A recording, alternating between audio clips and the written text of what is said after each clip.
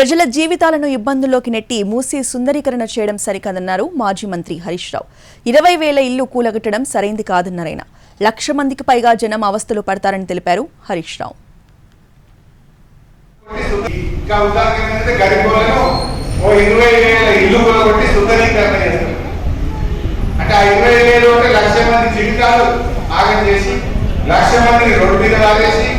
ఇటు ఆటో కార్మికులు పట్టించుకో, రైతులను పట్టించుకో, మహిళల్ని పట్టించుకో, పెన్షన్ దారులను పట్టించుకో, ఉద్యోగాల గురించి ఆలోచన చేయవు. దీన్ని దేని పట్టించుకోవడం దాన్ని సుందరీకరిస్తారు. ఇంకా ఉదాహరణ గరీబులను 20,000 ఇల్లు కొట్టి సుందరీకరణ చేస్తారు.